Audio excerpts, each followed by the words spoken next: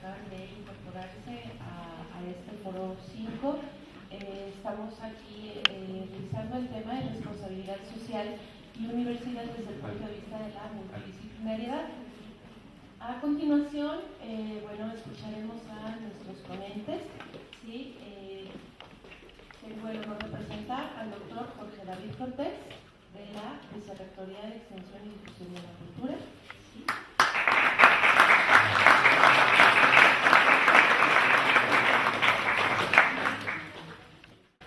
El doctor Vitze de Vries, del Instituto de Ciencias del Gobierno y Desarrollo Estratégico.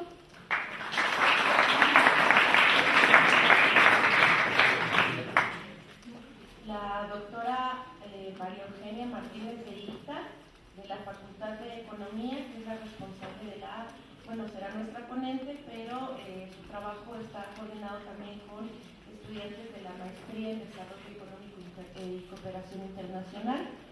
Ellos son la doctora María Eugenia, como les mencionaba, el licenciado Giovanni Cuautle y la licenciada Milena Aragón, que se encuentran entre el público, y la doctora Pilar. Y por último, la doctora Eva Rivera Gómez, que tuvo que salir un momento, pero se incorporará con nosotros posteriormente. Explicamos brevemente la dinámica para este foro. Contamos con 20 minutos para cada ponente. Si ustedes así lo desean, pueden exponer en 15 minutos y dejamos 5 minutos para ronda de preguntas. Yo estaré checando el tiempo y tenemos también el apoyo de Alejandra. Sí, les voy a pedir también que estemos atentos porque ella nos va a ir indicando el tiempo que resta. ¿Sí? Perfecto, pues iniciamos, doctor Jorge David, le doy la palabra.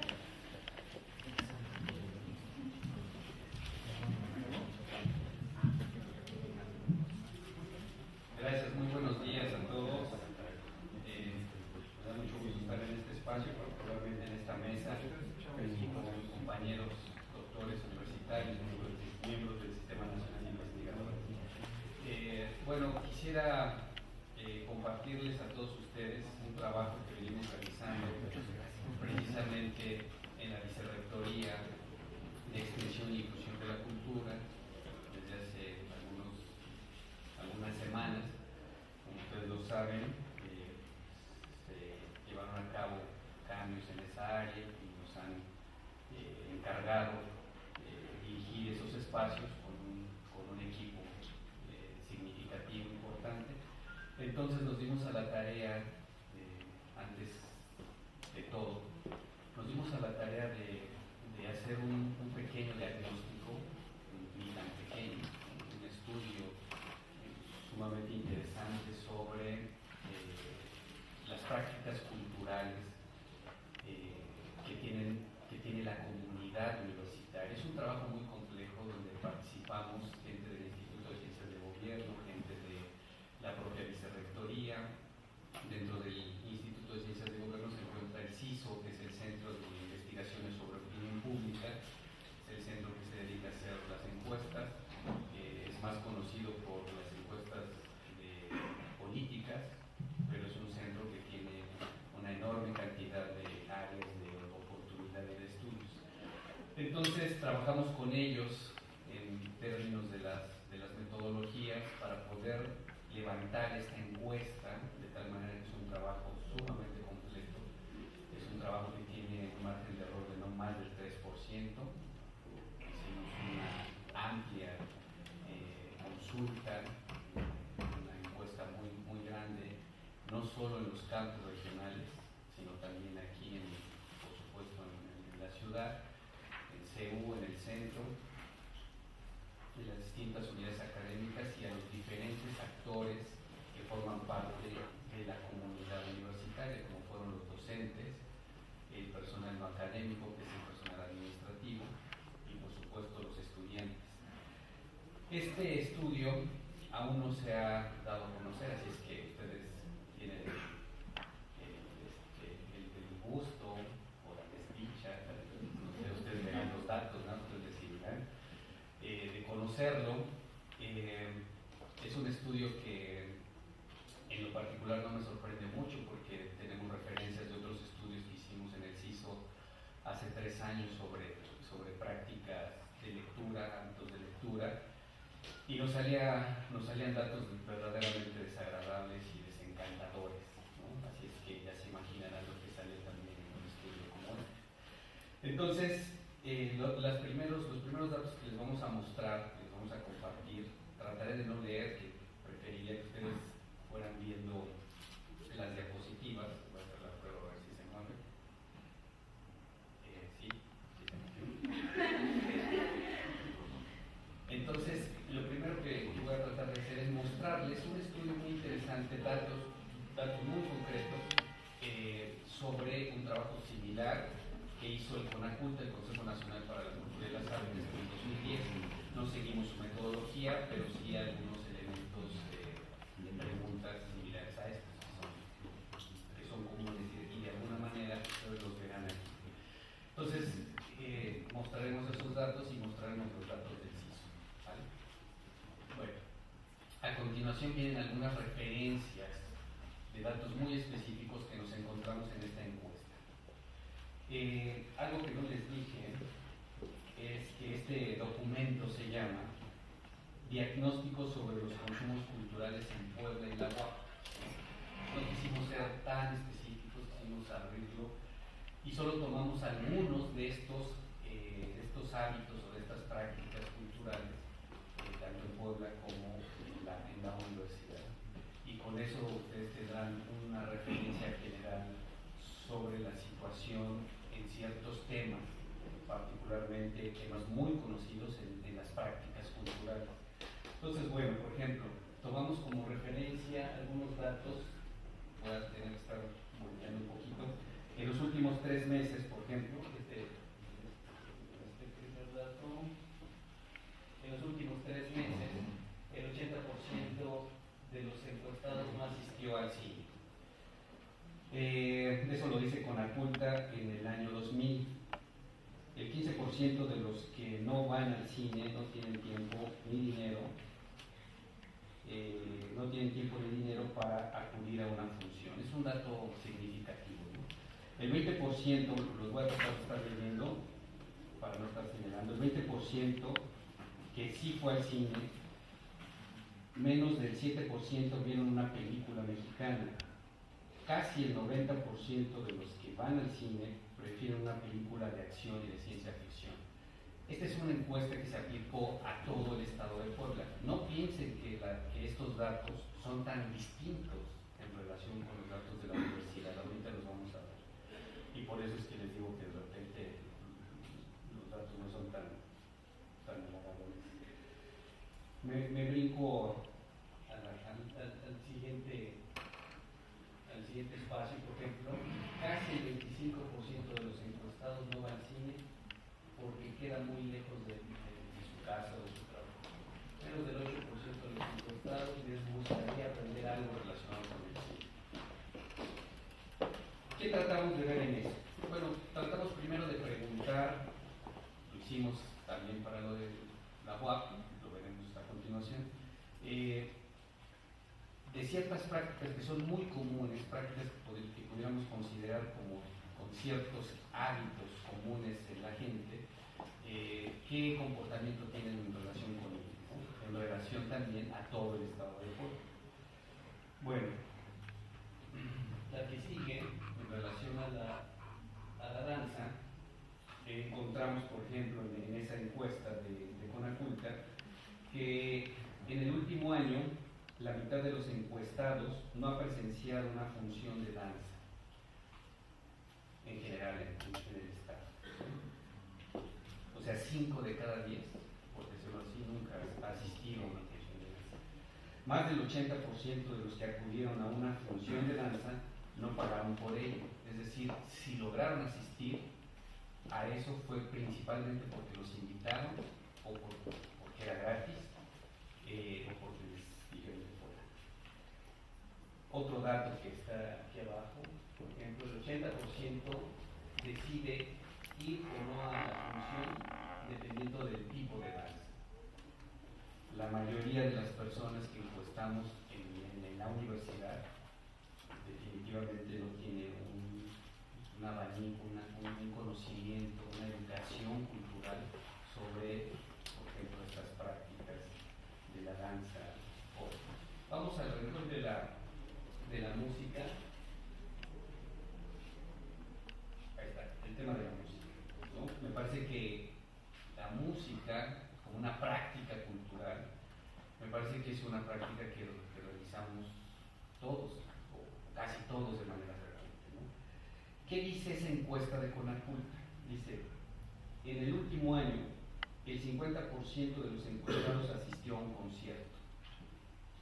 El 80% de los asistentes lo hace por iniciativa propia, no por motivos escolares. De la mitad que sí asistió, más de la mitad optó por temas gruperos o banda, ¿no? Es decir, música popular. De casi el 92% de los encuestados jamás ha asistido a un concierto de música clásica. El 62% de los asistentes sí pagó por acudir a un concierto. Y el instrumento musical más gustado en Puebla es la guitarra.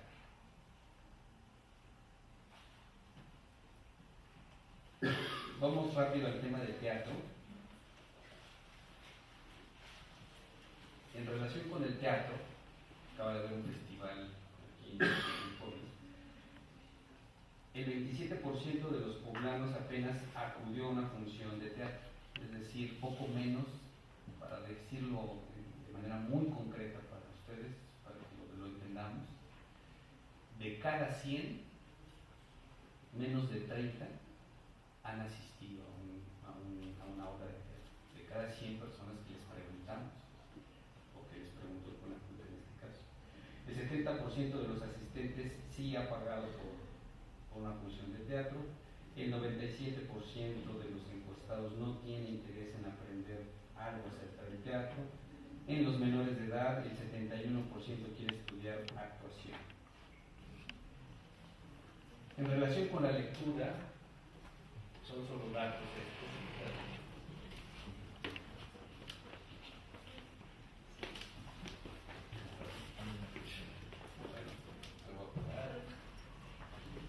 Miren, estos son unos datos que ya son propios de la universidad. El documento, ustedes lo pueden tener para que lo consulten y sobre todo para que puedan ver este tipo de información. Tenemos aquí a la pregunta que se le hizo a toda la gente de la universidad, estos ya son datos de la universidad. ¿Podrías mencionar alguna palabra en la que piensas cuando escuchas la palabra cultura? En el caso de los alumnos en el estado de Puebla, los alumnos de la UAP, el 16% contestó que arte, el 12% contestó costumbres y el 11% contestó tradiciones. Por ejemplo, el personal no académico, que es el extremo de esta gráfica, el personal no académico dijo que a esta pregunta, que entienden como arte, pues el 9% dijo que, como cultura, perdón, el 9% contestó como arte, la traducción de cultura. Toda esta información es para nosotros sumamente valiosa porque nos va a permitir tomar decisiones en el camino, saber cuáles son los hábitos y las prácticas culturales que lleva a cabo nuestra comunidad universitaria y en ese sentido tratar de incentivarla. Hicimos lo mismo a preguntas similares con Conaculta en relación con el cine y el dato que me sorprende en este renglón es que en este caso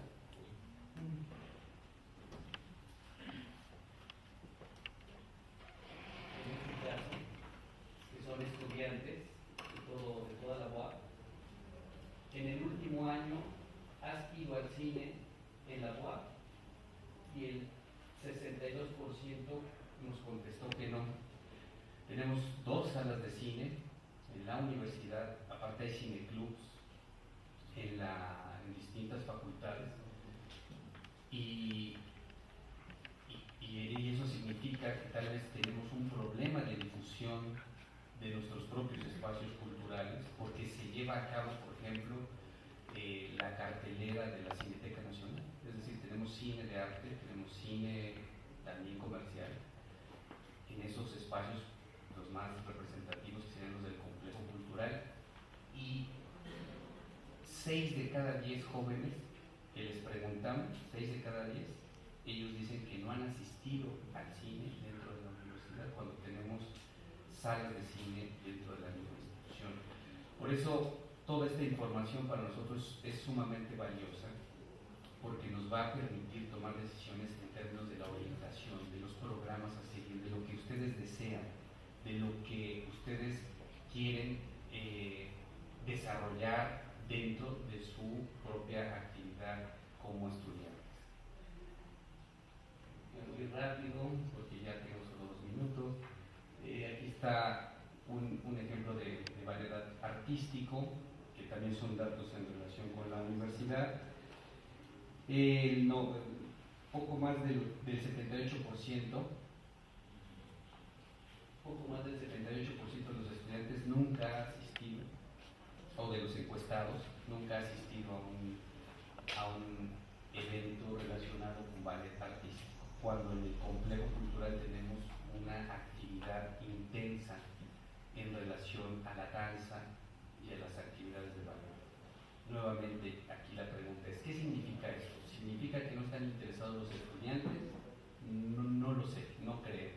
Significa más bien que no estamos logrando acercar lo que viene haciendo la universidad a su propia comunidad. Entonces eso es un reto para nosotros, porque necesitamos saber de qué manera ustedes, como público interesado, como gente que se está formando, de qué manera podría conocer este tipo de actividades y de qué manera a ustedes les interesaría acercarse a ellos. Hicimos todas esas preguntas, esas mismas preguntas para música, para danza, para teatro, y los resultados fueron muy similares a los resultados en relación con el estado de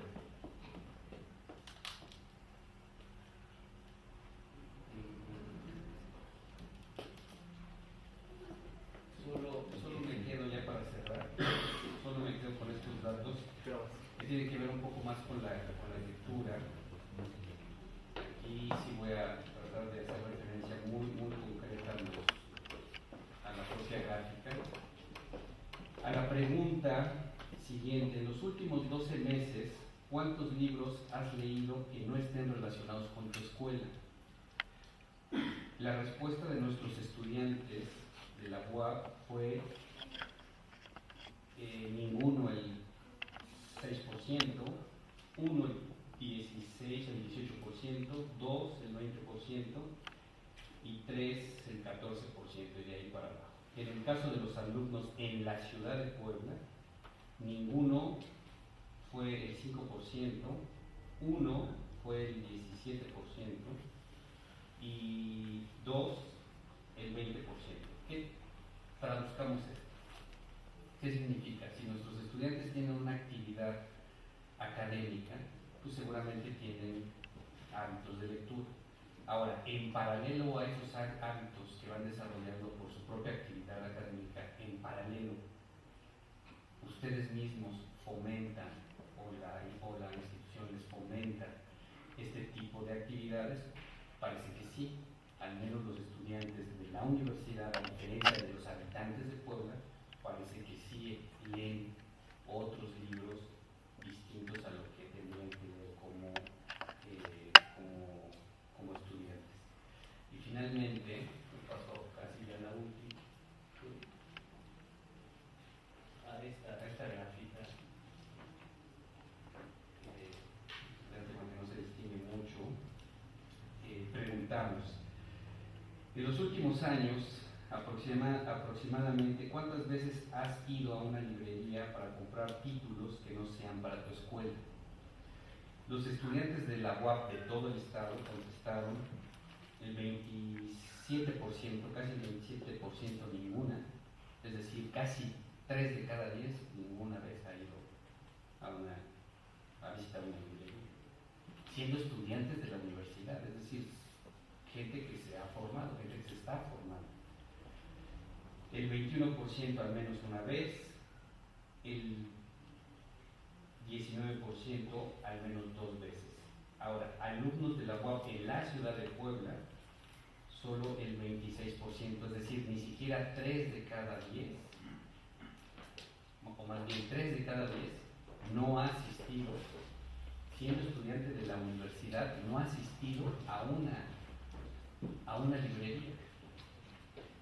Lo que significa que por alguna razón no están involucrados con un proceso de acercamiento a la lectura por algunas razones. Sucede algo muy similar, por ejemplo, con el personal no académico, no así con los docentes. Por ejemplo, los docentes contestaron en su mayoría, casi el 24%, que al menos una vez asistió a la librería, otro porcentaje importante de al menos 2 veces, el 20%. Todos estos son datos del CISO que nosotros los estamos procesando precisamente para poder hacer referencias y un estudio más profundo a lo que nosotros les estaremos proponiendo como parte de nuestras actividades dentro de la Vicerrectoría de Extensión y Difusión. Les comparto que en los últimos 30 a 40 días hemos llevado a cabo una serie de actividades que llamamos la cultura en movimiento, y tratamos de acercar esas actividades a los distintos espacios de la universidad. Eso con un propósito, con el propósito de que primero los estudiantes tengan un contacto directo con ciertas actividades culturales, y por otro lado con la intención de que los estudiantes sepan principalmente que existen estas actividades cerca de su propia unidad académica y no tan lejos. Tal parece que estamos teniendo en la institución un desarrollo desequilibrado en estos años, dado que tal vez estamos formando excelentes técnicos, excelentes científicos, excelentes abogados, pero un poco con ciertas limitaciones como individuos que no están tan involucrados en actividades culturales. Me parece que el gran reto de todos nosotros, porque además no es un asunto de la universidad, es un asunto participativo, donde con asuntos endógenos y exógenos, es decir, que estén dentro de la institución y fuera de la institución, podamos generar una serie de prácticas culturales para que los estudiantes vayan encadenándose a esas prácticas, y al mismo tiempo estos se vayan convirtiendo en hábitos culturales. Y eso lo ha venido trabajando desde hace ya algunos años el proyecto Minerva, y que, bueno, me parece que estamos precisamente en el momento de poder considerar todavía con mayor intensidad las actividades culturales dentro del programa formativo de todas las unidades académicas. Me parece que eso sería uno de los grandes retos de nuestra institución y de toda la comunidad para generar mejores condiciones de salida a nuestros estudiantes al terminar su programa de licenciatura. Y de manera muy sintética, algunos datos. Es una encuesta sumamente grande. Por ejemplo, un dato que me acuerdo en este instante al revisar el documento es que, por ejemplo, muy buenos días. No sé, Jorge, si sigue de consuelo, pero pues uno puede pasar por la universidad sin leer ningún libro y aún así tener mucho éxito en el mercado laboral y hasta llegar a ser presidente de la República. Entonces no es tan necesario leer algo, no más extraño. Les quiero plantear algunos aspectos sobre el compromiso social que plantea siempre nuestra universidad y que en la práctica no es tal. si uno revisa lo que hace la universidad y lo que hacen los integrantes de la universidad, podemos ver que lo que entiende la universidad como compromiso social es organizar actividades culturales a través de la Vicerrectoría de Extensión y Difusión de la Cultura. Tenemos contemplado en el currículum el servicio social, bajo la idea de que nos debemos a la sociedad y entonces hay que devolver algo como trabajo voluntario, pero muchas veces es un trabajo no tan voluntario, sino una cosa que se tiene que hacer. Y tenemos algunas otras actividades, como campañas cuando hay mucha lluvia en la Sierra Norte, pero ahí se acaba nuestro compromiso social en muchas ocasiones. Si lo comparamos con el pasado, la universidad está mucho menos comprometido con la sociedad que antes. Los más antiguos aquí entre nosotros acordarán que en los años 70 la universidad se proclamó como crítica democrática y popular, y había muchas actividades entre la universidad y movimientos sociales, y la universidad tenía una posición política muy clara en oposición al gobierno. Hoy en día eso parece ya no existir. Si uno ve el desarrollo en la universidad, podemos observar algo que también se presenta en otros países. Hemos adoptado la idea o las ideas del Banco Mundial y otros organismos internacionales que han enfatizado que la universidad debe preocuparse sobre todo por preparar profesionistas de alto nivel que tienen que encontrar trabajo. No hay nada malo con eso, porque yo creo que todos los estudiantes aquí quieren encontrar trabajo. Pero en muchas ocasiones nuestro papel se ha reducido a eso, nada más. Y si uno ve las ponencias ahorita en el plan de desarrollo, también puede ver que todo está centrado en reformas educativas, sistemas de tutorías, planes y programas que prometen aumentar la eficiencia terminal y la titulación y mejorar la inserción de los jóvenes en el mercado de trabajo. En estudios de egresados que hemos hecho, hemos encontrado que el problema de inserción en el mercado de trabajo no se debe a la falta de competencias o la ausencia de tutorías, sino al mercado de trabajo, que anda muy mal. Entonces, creo que por ahí no va la cosa. Pero ese desarrollo implica que estamos midiendo nuestro éxito por esos factores y estamos analizando también nuestras plantas académicas en función de que cumplen con el perfil PROMED.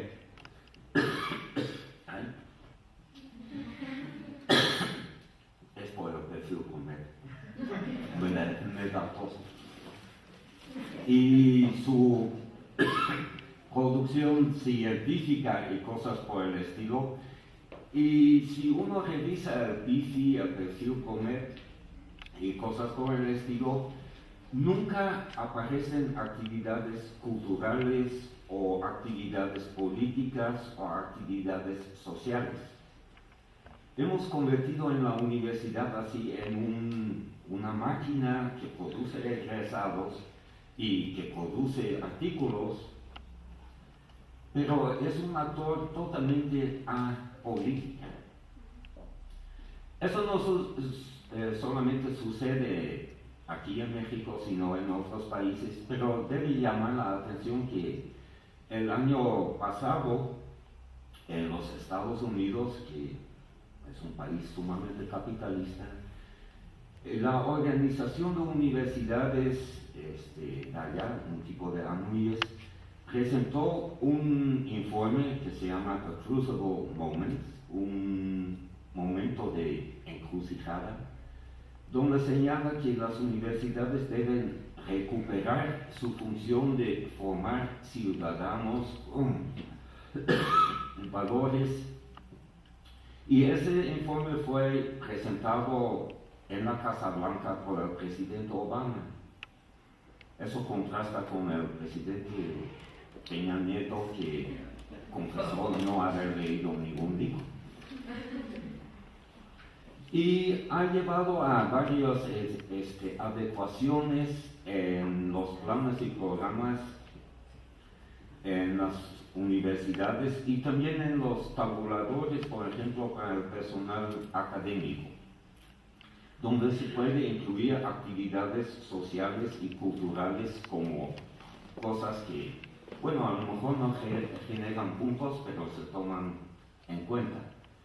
Entonces, una propuesta mía y de mi colega sería contemplar dentro del currículum de la universidad actividades sociales y culturales, y podemos pensar, por ejemplo, que en vez de tener DH-TIC en el tronco común y el inglés, en materias como lectura y escritura, que sería mucho más útil, creo, que los DH-TIC, que los estudiantes manejan mucho mejor que los profesores, tristemente.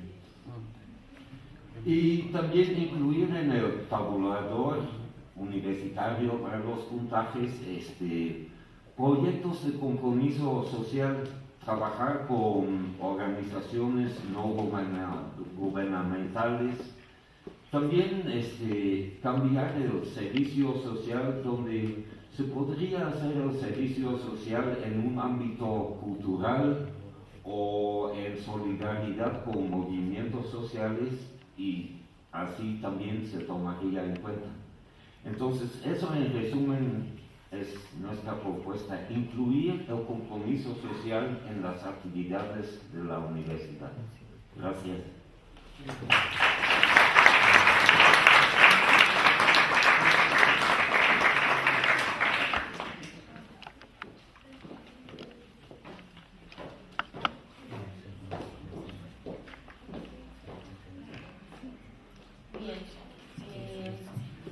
Queda aún tiempo para realizar preguntas al doctor Bitze.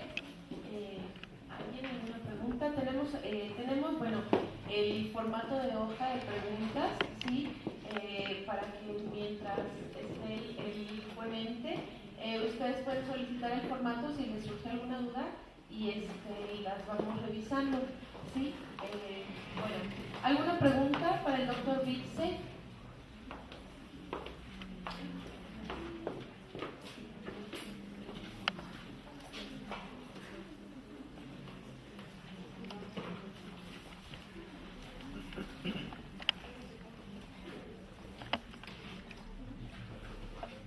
¿Hay realmente currícula universitarios en los que se tome en cuenta como algún tipo de crédito el que se hagan actividades adicionales de tipo social que no tengan que ver con la formación específica de profesionistas y sobre todo que tengan que ver con apoyar un movimiento social? Yo, si me lo planteo en serio, lo veo como la propuesta de dar puntos por ir a apoyar a la gente, o la propuesta de dar puntos por salir a manifestar apoyando al 2 de octubre. La verdad es que quisiera ver que hubiera un ejemplo serio de una cosa como esa, y lo dudo mucho. Estoy abriendo ahorita el currículum de la Universidad de Harvard, no hay absolutamente nada de eso, pero a mí de lejos. No sé dónde hay un ejemplo donde a los estudiantes se les exima de estudiar por hacer labores de ese tipo. Quisiera dar un ejemplo concreto. Sí lo hay. si revisas el currículum de Harvard no vas a encontrar una materia que se llama movimientos sociales, pero todas las universidades norteamericanas tienen dentro del currículum una materia que se llama opción libre, y eso los estudiantes lo pueden llenar casi con cualquier cosa. Si estudias física o ciencias, puedes tomar un curso en historia o en literatura, si quieres. Muchas universidades también contemplan no un servicio social, sino la posibilidad de trabajar en políticas públicas, en campañas. Las universidades norteamericanas son famosas por mandar un gran número de estudiantes a campañas políticas, de izquierda o derecha, y eso se cuentan como internships y dan créditos como trabajo voluntario. También puedes trabajar con algún movimiento social como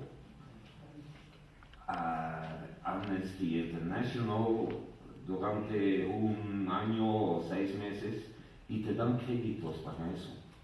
Está contemplado en el currículum.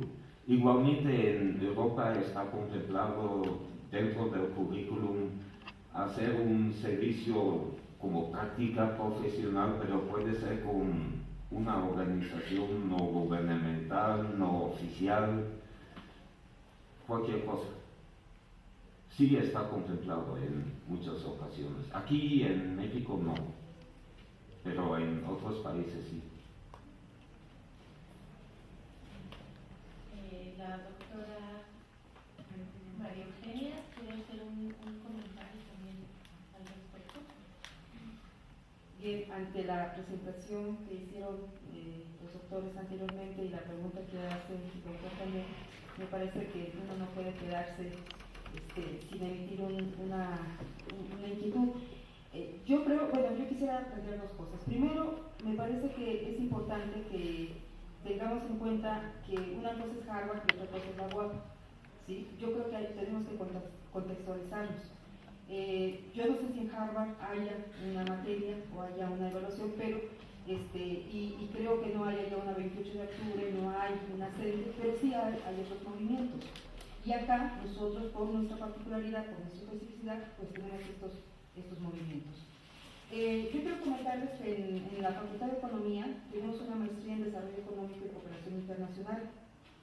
Y es una maestría que busca cuestionar, que pone en la mesa de discusión el tema del desarrollo y el tema de la cooperación internacional. Y lo hacemos planteando la problemática desde el capitalismo y alternativas al capitalismo. Y nuestros estudiantes, como practicum profesional que forma parte del plan de estudios, ellos tienen que hacer un practicum profesional que cuenta, tiene que cubrir determinadas características, pero la mayoría de ellos hacen su practicum en organizaciones tanto a nivel de América Latina como a nivel de México. Han ido compañeros, por ejemplo, a hacer sus practicums a España, en organizaciones que tienen trabajo, por ejemplo, sobre cuestiones de género. Han ido a Brasil a trabajar con los Sin Tierra, por ejemplo, han ido a Bolivia, han ido a diferentes partes del mundo y siempre tratando de buscar alternativas a los problemas que hay en América Latina y particularmente en México. En México también se quedan y han ido con organizaciones civiles, han ido también a trabajar en lugares donde hay movimientos sociales para tratar de entender lo que está pasando en nuestro país. Y eso yo creo que a los estudiantes les ha servido mucho porque se han acercado a la realidad y han visto, o sea, ellos han visto de primera mano, han tenido esa experiencia que les permite tener una visión mucho más amplia que la que tendrían sin haber salido de esta. Bien, terminó entonces el tiempo de preguntas. Agradecemos su participación, doctor Vitze, y continuamos con la doctora María Eugenia. Bien, buenos días. La ponencia que voy a presentar es una ponencia colectiva, es una ponencia que fue elaborada precisamente por dos estudiantes de esta maestría de las que les acabo de hablar, Giovanni Cuauhtémoc Zamora y la licenciada Miguel Aragón Domínguez.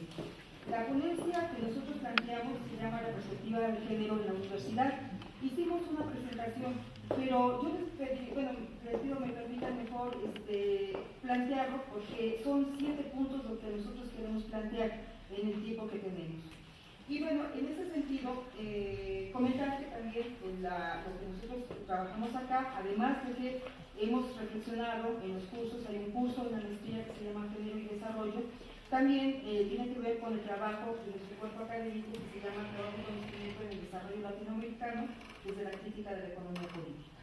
Bueno, los puntos que nosotros queremos poner en la mesa de la discusión, en primer lugar, nos parece importante hacer tener en cuenta, tener presente el contexto actual. Y este contexto, desde nuestro punto de vista, está marcado por claroscuros. Por un lado tenemos una preocupación, no solamente a nivel de la institución, sino a nivel nacional, a nivel internacional, por hacer visible la situación de las mujeres, las condiciones en las que nos encontramos, pero por otro lado tenemos que en la práctica, en la vida cotidiana, hay una naturalización de una situación en la que lo que predomina es la desigualdad, lo que predomina es la segregación, fundamentalmente hacia las mujeres. Tenemos también una situación, por un lado, en el que tenemos un incremento de la presencia de las mujeres, tanto en los mercados de trabajo como en el sector educativo y en otras áreas, en otros ámbitos de la sociedad, pero por otro lado también tenemos que esta mayor participación de las mujeres no se ve traducido en un mejoramiento sustancial de nuestras condiciones de vida. Participamos más, es una de las características que se dice, estamos presentes, por ejemplo, ya cada vez más en los mercados de trabajo, no obstante no logramos alcanzar los niveles que se supone nosotros tendríamos. Aún así, aún cuando trabajamos, los salarios, las jornadas, las condiciones de trabajo, pues no son similares a las que la mayoría de los hombres tienen. Y por otro lado, nos parece que es importante también tomar en cuenta una situación donde se plantea una sensibilización por parte de las autoridades, tanto a nivel de gobiernos como de las instituciones de educación superior, etcétera, pero por otro lado vivimos en una situación de desigualdad, como ya decía, de marginación, de extrema violencia y fundamentalmente hacia las mujeres. Creo que el Estado de Puebla es un ejemplo claro de la violencia que se vive, que vivimos las mujeres en todos los ámbitos y que debería ser motivo de discusión, de reflexión en la Universidad Autónoma de Puebla. El objetivo de esta ponencia, es el punto 2 que queríamos poner en la mesa de la discusión la perspectiva de género y poner en la mesa de discusión también no solamente esta perspectiva, sino también plantear la propuesta de que esta perspectiva sea un eje transversal dentro de la universidad. Esto de eje transversal no es nuevo. Si nosotros revisamos el Plan Nacional de Desarrollo, si revisamos las políticas, es algo que ya tiene rato, ¿no? Que se ha discutido, que se ha aceptado, que se ha firmado, pero que en la práctica nos parece que no se ha llevado a cabo del todo o que nos falta mucho por trabajar en esta situación. Nosotros consideramos que es importante precisamente tener esa perspectiva de género. Si tomáramos como ejemplo, este salón, por ejemplo, cuenten ustedes, vean cuántos hombres, cuántas mujeres hay acá. ¿Sí? Hay más o menos como 38 compañeras, porque algunas salían otros, y hay como 20 y tantos compañeros, 23, 25 compañeros. Entonces, eso es interesante porque esta situación se reproduce en algunos espacios, pero eso no implica que las mujeres estemos en igualdad de condiciones en las que se encuentran nuestros compañeros.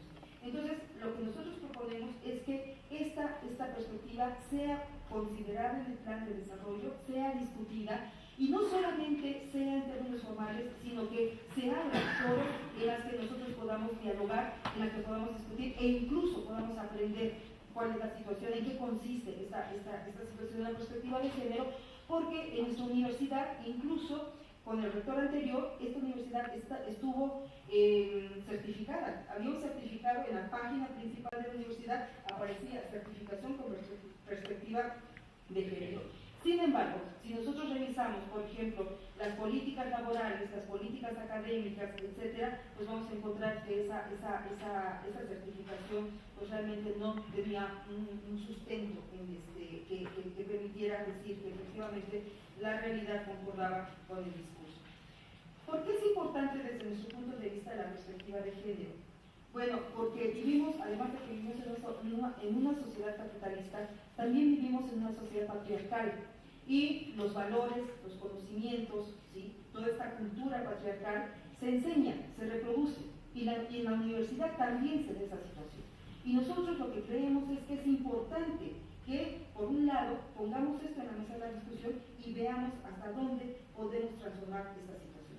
Hasta dónde los conocimientos, hasta dónde los valores, hasta dónde los compromisos que como universitarios tenemos, tanto adentro como hacia afuera, pueden estar permeados por esta perspectiva de género. Por otro lado, consideramos que es importante esto porque si bien se ha incrementado la matrícula, se ha incrementado la presencia de las mujeres en la universidad, y eso ya tiene algunos ayeres que se ha dado esta situación, uno puede encontrar que la presencia de las mujeres disminuye si nosotros nos vamos a un análisis a nivel de áreas, si nos vamos a un análisis a nivel de niveles educativos. Hay muchas mujeres a nivel de maestría, de especialidad, pero cuando llegamos a nivel de doctorado, el número de mujeres disminuye sustancialmente. Hay muchas mujeres en el área de educación y humanidades, en ciencias sociales, pero si nos vamos, por ejemplo, en el área de la salud, pero si nos vamos, por ejemplo, a las ciencias exactas, si nos vamos a las ciencias naturales, el número disminuye. A nivel de ingenierías también hay un menor número de mujeres. Y esta situación va acompañada con ideas, con creencias que hay, como ideas de que nosotros tenemos ciertas características que nos hacen más proclives para estudiar ciertas carreras que otras. Y yo creo que, bueno, creemos en los que hicimos esta ponencia, que esas cosas tendríamos que estarlas discutiendo en la universidad. No hay mujeres, o no hay un número fuerte de mujeres, un número representativo de mujeres en estas áreas, ingenierías naturales, porque no estamos capacitadas, porque no tenemos la formación, porque no tenemos las cualidades, o porque hay una política que nos ha ido segregando, que nos ha ido haciendo a un lado y que finalmente, bueno, esta es la situación en la que nos encontramos. En términos laborales, si nosotros vemos, las trayectorias laborales están hechas, pero a partir de un imaginario, a partir de una situación donde predomina la carrera de un varón, o sea, la carrera de los hombres, y a partir de ahí nosotros nos hemos tenido que adecuar, hemos tenido que decir que tenemos hijos, decir que tenemos, eso nos pone inmediatamente en desventaja, eso no entra, al contrario, pareciera que estamos pidiendo un trato preferencial, cuando no es así, solamente estamos diciendo reconozcamos las condiciones en las que estamos, porque las condiciones en las que una académica joven, una académica que también tiene familia, no es lo mismo pues que una persona que no tiene sus compromisos. Incluso eso no solamente afecta a las mujeres, también a los varones.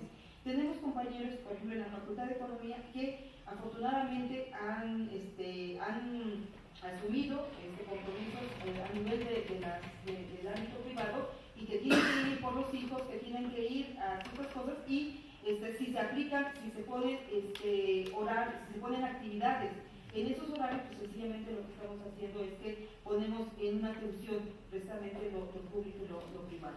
Entonces nos parece que también a nivel de las carreras profesionales sería importante esta situación. Por ejemplo, en la beca al estímulo del desempeño académico, sería muy interesante que nosotros pudiéramos hacer una revisión para ver hasta dónde esta situación en la que nos encontramos, hombres y mujeres, se ve reflejada en esa tabla o no se ve reflejada.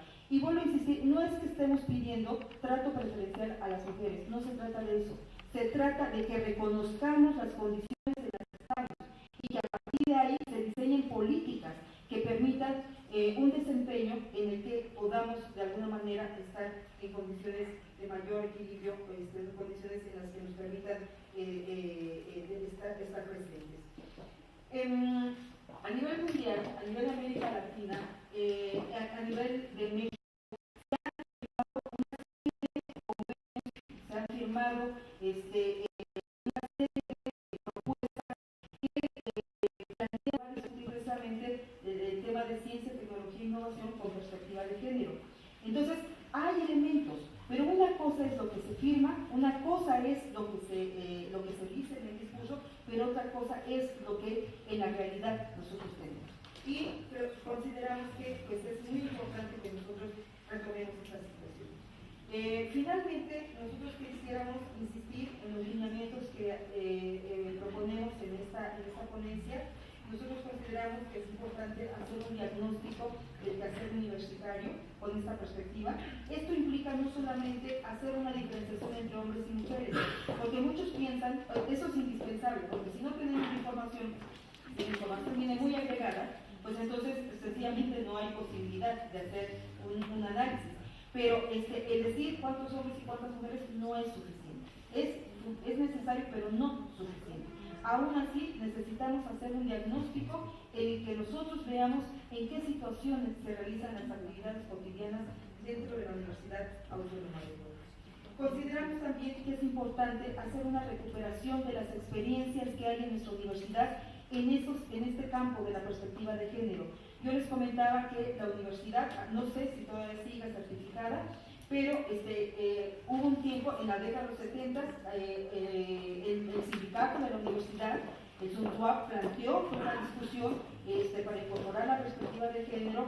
Después ha habido grupos de investigadoras aquí en la Facultad de Filosofía y Letras, en otras facultades quizá en menor medida, pero también ha habido en el Instituto de Ciencias Sociales, en la Facultad de Economía, donde ha habido una preocupación por esta perspectiva. Hay investigaciones, hay también propuestas que se han hecho, pero consideramos que son importantes de retomar, pues para no partir de cero y de alguna manera poder ver qué es lo que ha funcionado, qué es lo que no ha funcionado y cuáles son las razones por las que se da esta situación.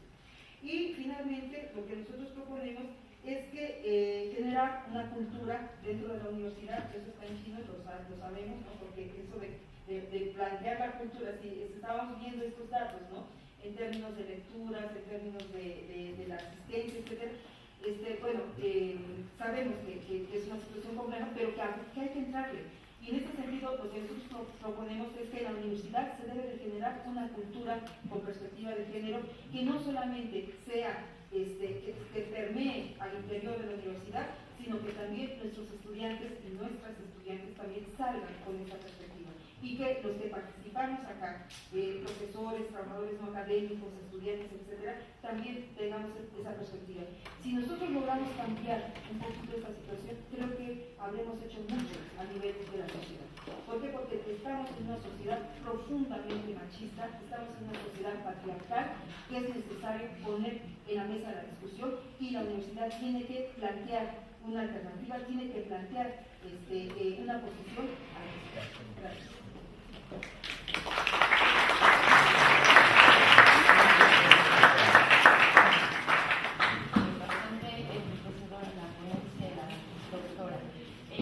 Continuamos entonces con una ronda de preguntas. ¿Alguna pregunta por parte de nosotros? No. Ok, sí. Bien, entonces continuamos con la doctora Eva, ya para finalizar. Bueno, yo agradezco a la mesa porque este trabajo estaba contemplado en la sesión de la tarde, pero por el eje y porque estoy en otra mesa también, quise que tuviera continuidad la propuesta de la doctora María Eugenia. Yo quiero comentarles que mi tesis doctoral en Historia y Estudios Regionales versó sobre, se intitula De la manifestación al aula, silencios, saberes e inequidades en la Universidad Autónoma de Puebla, 1972-2001. En este estudio yo hice con datos estadísticos y investigación cualitativa cuál ha sido el proceso de incorporación de las mujeres a esta universidad en tres vertientes: la docencia, la investigación y los puestos de toma de decisiones. Por eso mucho lo que dijo María Eugenia ya está sustentado en mi tesis, entonces no voy a repetir lo que ella ya ha dicho. Sin embargo, a partir de todos estos estudios que se han hecho por académicas y otras colegas en otras universidades, hoy tenemos redes de investigación para incorporar la transversalización de la perspectiva de género. Así tenemos los nodos de la red ANUYES, de la red de género de ANUYES, de la región Pacífico, de la región Centro y de la región Sur-Sureste. Hemos conformado una red importante, pero también gracias a estos mecanismos y a estas acciones positivas. En algunas universidades la transversalización de la perspectiva de género ya es un hecho. En cambio, en nuestra universidad todavía seguimos esperando que esto sea una realidad. Por ello, a mí se me ha pedido en lo personal entregar diagnósticos institucionales por parte de la universidad. Muchos de ellos ya están publicados en ANUYES, y con base en toda esta información y estadística es que hago un conjunto de propuestas. La ponencia se intitula Hacia una formación sustentable, ciudadana e igualitaria para el 2014-2017 en la UAM. En primer lugar, abordo el tema de derechos humanos, en segundo, primero el del desarrollo sustentable, en segundo, el tema de los derechos humanos, y en tercero, las políticas de igualdad como un eje transversal que debe versar e incluir todo el modelo universitario. Me voy a saltar mucho por la cuestión del tiempo. En relación a las propuestas en materia de derechos humanos, digo de desarrollo sustentable y de derechos humanos, yo creo que es importante recuperar las experiencias que tuvo nuestra universidad en el proyecto Fénix, porque en ese momento nuestra universidad fue la pionera y una de las pocas universidades de provincia donde el eje de los derechos humanos y el tema del desarrollo sustentable o la cultura ambientalista estaba presente, y en las siguientes reformas curriculares este eje se perdió. Por lo tanto, solo pudimos formar las generaciones de 1995 a 2002 en derechos humanos y para el ejercicio de la ciudadanía y para la conservación del desarrollo sustentable. Creo que eso hay que recuperarlo. También es importante esta vinculación que se tuvo la universidad a través de dos academias importantes. Una fue la Academia Mexicana de Derechos Humanos, que incluso fue colaboradora con nosotros en la universidad. Tuvimos una sede de la Cátedra UNESCO en Puebla, en la universidad, cosa que se pierde en estos proyectos. Y también tuvimos una fuerte vinculación con Greenpeace, para propósito, Greenpeace nos ayudó muchísimo en el desarrollo de la Academia de Ecología, ¿no? Entonces, creo que tuvimos algunos ejemplos. Y por último, el tercer eje, que es el de equidad e igualdad política. La transversalización de la perspectiva de género debe ser un hecho no solo en el desarrollo de la currícula, sino también en cada una de las acciones de las políticas de pregrado, posgrado, de nivel medio superior. Nuestra universidad, nada más les voy a compartir dos indicadores importantes. La tasa de deserción que tenemos en nivel medio superior por embarazos no deseados es alta. La segunda, en los índices de violencia que se vive en el medio universitario, ya lo tengo sustentado y si quieren después les comparto las investigaciones que ya están publicadas, que yo he realizado a través de entrevistas con estudiantes. Es impresionante la carga simbólica, la violencia simbólica que prevalece en nuestra universidad, tanto dentro de las aulas como fuera de estas. También el acoso laboral, el acoso sexual. Por eso es importante que la perspectiva de género no solo esté presente en el desarrollo de los planes y programas de estudio, sino también como una forma de transformar la currícula androcéntrica y misógina que prevalece en los diferentes espacios laborales. También otra cuestión muy importante que no estamos cumpliendo como universidad, a pesar de que en la Conferencia Mundial de Educación Superior de París de 1998 se suscribió que nuestro país iba a alcanzar para el 2010 el 50% de representación femenina en todos los espacios educativos, desde el nivel directivo hasta el más bajo. También otra de las acciones que decía esta conferencia es que en cada institución educativa se comprometía a financiar proyectos de investigación con perspectiva de género, a crear centros de investigación con financiamiento, a crear posgrados con perspectiva de género, muchas de estas acciones siguen siendo un sueño que no está plasmado en la currícula universitaria aún. También, entonces, en ese sentido, creo que es pertinente que en este nuevo plan de desarrollo se cree un programa o un instituto de equidad o igualdad de género con financiamiento, porque uno de los grandes problemas que tenemos en las universidades es que muchos de estos programas son por voluntad propia, por iniciativa, pero no cuentan con financiamiento ni con planta académica formalmente adscrita. Normalmente son por colaboraciones o por iniciativas personales o porque forman parte de nuestros proyectos de investigación.